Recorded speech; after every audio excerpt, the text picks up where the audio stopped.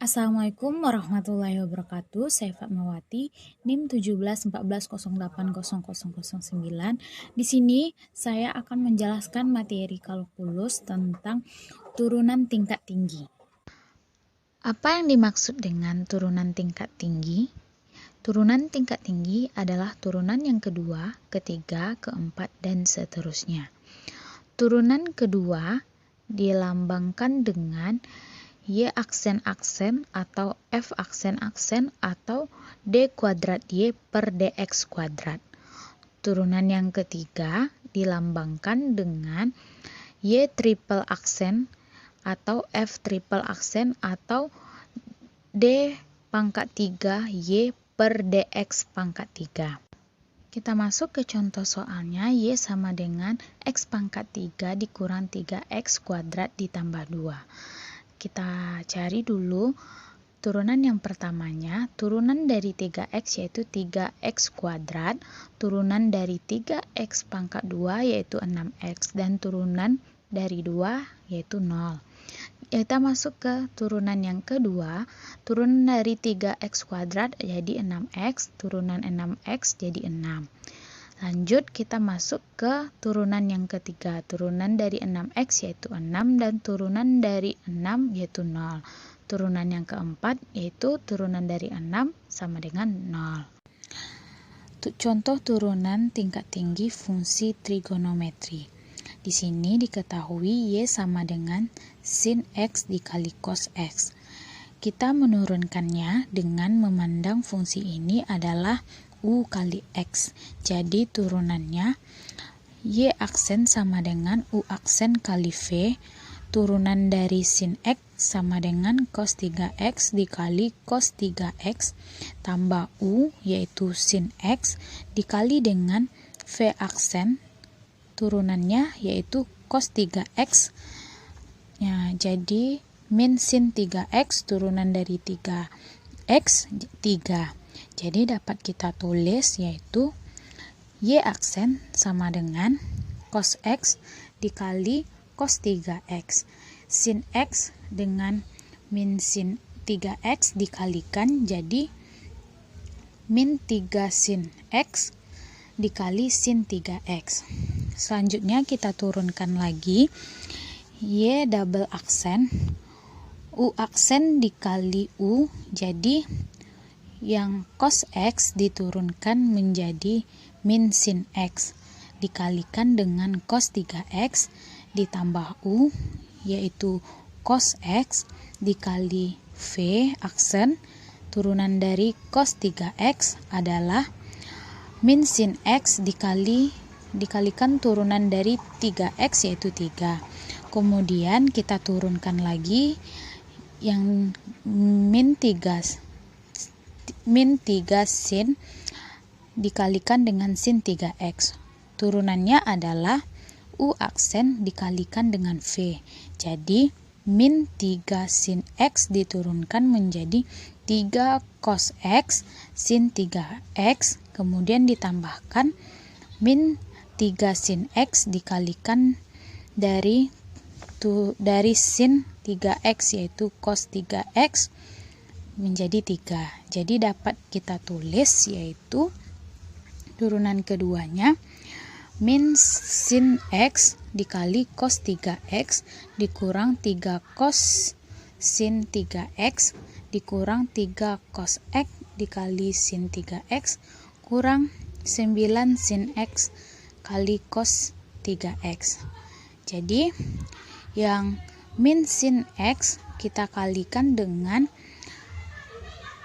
yang sama, jadi Y double aksen sama dengan min 10 sin X, yang cos juga kita kalikan juga yang sama, jadi cos 3X dikurang 6 cos X dikali sin 3X.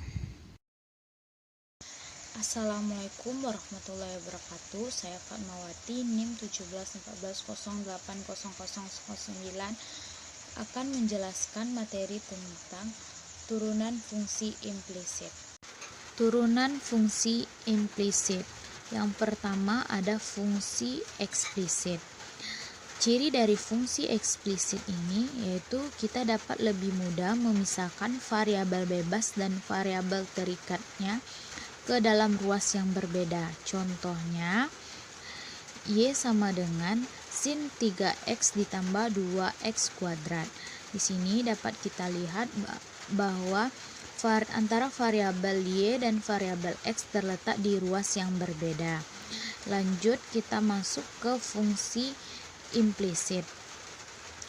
Fungsi implisit memiliki ciri-ciri yaitu sulit untuk memisahkan antara variabel bebas dan variabel terikat menjadi variabel yang berbeda. Contohnya, X pangkat 3 ditambah Y pangkat 3 dikurang 9X Y sama dengan 0. Di sini dapat kita lihat bahwa antara variabel X dan variabelnya terletak di ruas yang sama, sehingga kita memiliki contoh soal turunan implisit. X kuadrat ditambah Y kuadrat sama dengan 9. Ini kita turunkan. Untuk variabel X kita tambahkan dx, untuk variabel Y kita tambahkan dy. Turunan dari X kuadrat yaitu 2x dx, dan untuk turunan dari Y kuadrat 2y dy. Turunan dari 9 sama dengan 0. Dan ini kita bagi dengan dx. Jadi 2x dx per dx ditambah 2y dy per dx sama dengan 0. Yang dx kita bagi, jadi tinggal 2x tambah 2y dy per dx sama dengan 0. Lalu kita pindah ruaskan, jadi dy per dx sama dengan min 2x per 2y. Yang duanya kita coret, jadi y aksen sama dengan dy per dx sama dengan min x per y. Contoh soal yang kedua, 4x kuadrat ditambah 9y kuadrat sama dengan 36. Kita turunkan sama seperti contoh soal yang pertama. Jadi 4x pangkat 2 turut diturunkan jadi 8x dx ditambah 18y dy sama dengan 0. Kita bagi dengan dx, jadi 8x dx per dx tambah 18y dy per dx sama dengan 0. Dx per dx nya kita coret, jadi 8x ditambah 18y dy per dx sama dengan 0. Lanjut, kita pindah ruaskan, jadi 18y dy per dx sama dengan min 8x. Lalu kita pindah ruaskan lagi, dy per dx sama dengan min 8x per 18y. Sama-sama kita bagi 2, jadi min 4x per 9x. Laju yang berkaitan yang mana dapat dilambangkan dengan dx per dt sama dengan laju perubahan x terhadap t atau waktu. Langkah-langkah yang dapat kita lakukan dalam mencari laju yang berkaitan ini, yang pertama gambar, yang kedua cari laju yang diketahui dan laju yang akan dicari, yang ketiga cari suatu persamaan yang menghubungkan laju-laju yang didapat dari langkah-langkah 2. Yang keempat, turunan kedua sisi terhadap waktu dan selesaikan turunan dari laju yang akan dicari. 5. Hitunglah turunan pada titik yang diinginkan. Contoh soalnya, di gambar ada persegi yang mana sisinya itu dinamakan dengan X, yang diketahuinya X itu sama dengan 3 dan laju perubahan X terhadap waktunya atau dx per dt-nya sama dengan 2. Yang ditanya di sini dl per dt-nya. Nah, yang sesuai langkah yang dijelaskan dari awal tadi, yang langkah pertama yaitu gambarnya sudah terlihat, gambarnya persegi. Dan langkah yang kedua itu kan dicari yang diketahui dan yang ditanya. Lanjut ke langkah yang ketiga, persamaannya. Kita bikin persamaannya itu L sama dengan X kuadrat. Dan lanjut ke langkah yang ketiga, kita dapat D per dt L terhadap T kita turunkan sama dengan D per dt X kuadrat diturunkan juga dari terhadap T. Lanjut, dl per dt sama dengan kita X kuadrat itu kita turunkan terhadap T dt, jadi 2x dikali dt dx per dt. Jadi dapatnya dl per dt kita masukkan saja, x-nya tadi 3 dan dt-nya berapa. Jadi 2 dikali 3 dikali 2 sama dengan 12. Jadi kita dapatkan hasilnya 12. Contoh yang kedua, gambar persegi panjang yang mana panjangnya itu Y dan lebarnya X. X-nya diketahui 3, Y-nya itu 4. Dan untuk dx per dt-nya itu setengah, dy per dt-nya itu min seperempat, yang mana laju dx per dt itu dinaikkan atau ditambah sebanyak setengah, sedangkan dy per dt-nya itu dikurangi sebanyak seperempat. Jadi sesuai langkah-langkah tadi, yang mana gambarnya sudah ditentukan dan yang diketahui dan yang ditanya pun sudah ditentukan. Lanjut ke langkah yang ketiga, yaitu kita tentukan persamaannya, yaitu L kuadrat sama dengan X kuadrat ditambah Y kuadrat, dimana yang langkah selanjutnya itu dx per dt, yang mana L kuadrat itu diturunkan terhadap T sama dengan D per dt, yang mana X kuadrat ditambah Y kuadrat itu diturunkan terhadap T juga. Jadi kita turunkan lagi, 2X dikali dl per dt sama dengan 2X dikali dx per dt ditambah 2Y per dy per dt.